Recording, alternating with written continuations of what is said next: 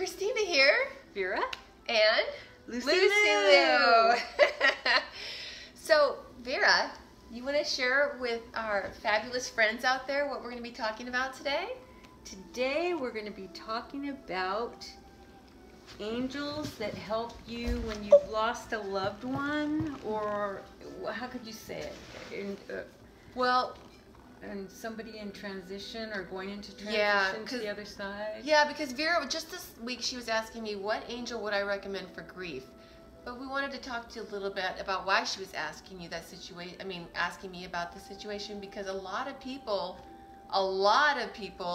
are going through having lost someone. Right. And you know, I don't know who they are, but on the internet I read somewhere that there's a lot of people that aren't religious but that believe in God. 98% of the world peoples, I guess you could say, believe in angels. Isn't that neat? Yeah. That's amazing. So my neighbor, her husband died a couple of weeks ago. Really sweet couple. Yes. They were married 70 years. Wow. And Boyce was his name, or is his name still, I'm not sure what he goes by on the other side. Yeah. But I don't know what their philosophy is. But I know she's going through this transition period, and I was talking with her about it, and she told me, she goes, everybody's telling me that Boyce is in a better place. She goes, but do we really know? And then I just kind of looked at her and I said, well, I know. And she goes, you do? She goes, how do you know? And I said, well, you out of anyone would know what kind of a man he was on this planet, on Earth. I go, was he a good husband? And she goes, oh, she was a very good husband. And he goes, and he was a fabulous father.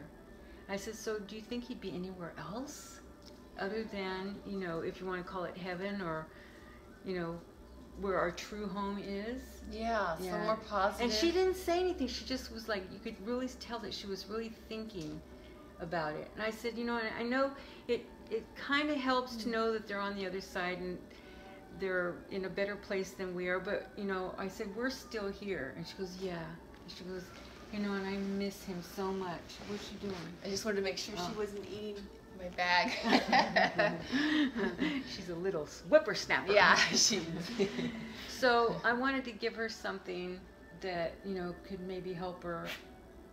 And for some reason, I am just drawn to give her an angel, and I just happen to know an angel expert and a fabulous artist. So I was asking Chrissy what she felt would be a good angel to share with Rosemary. And one thing I wanted to also say really quick, do you want to tell them what you saw at his life celebration? Oh my goodness gracious. What was really neat too is they didn't have a funeral.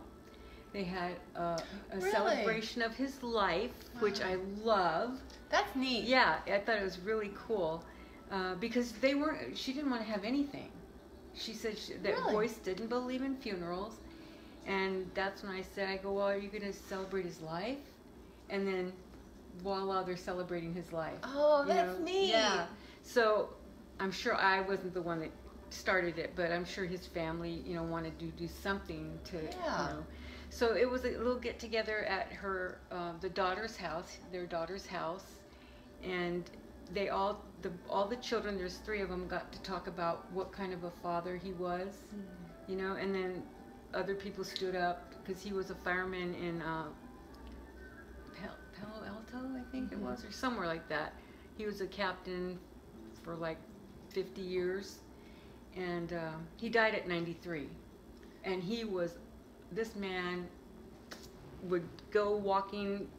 He had more energy than we did, John and I, but his daughter was singing a song, and his granddaughter was singing a song that the daughter wrote about him being a good father, and it was so cool. I saw Boyce in the middle of them, and he had his arm around his granddaughter and his arm around his daughter as they were singing.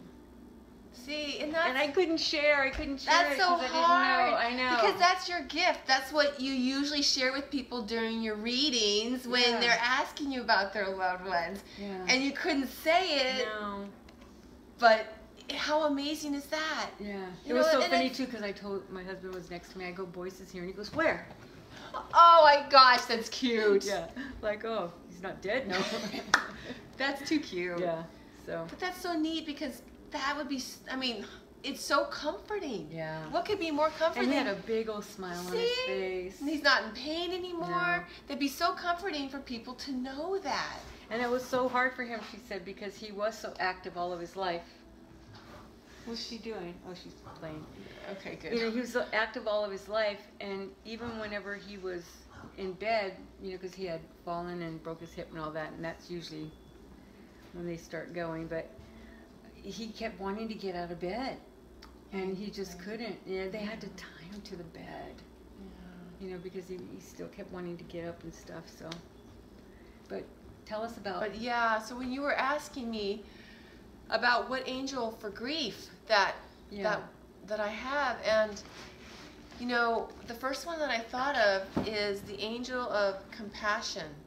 Now,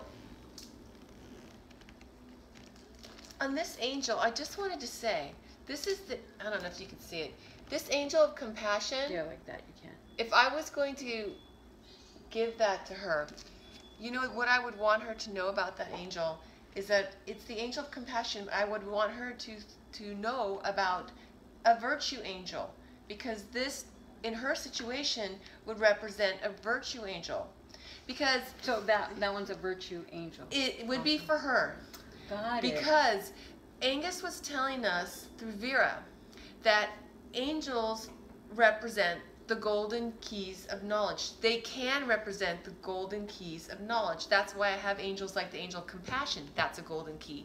The angel of childlikeness. That's a golden key. The angel of jubilation and so on. Those are golden keys, because the angels in the different phylums, as you got from Angus, those angels inspire us to attain those types of golden keys when we're going through those things. And in this case, this one is to comfort people. It's the angel of compassion.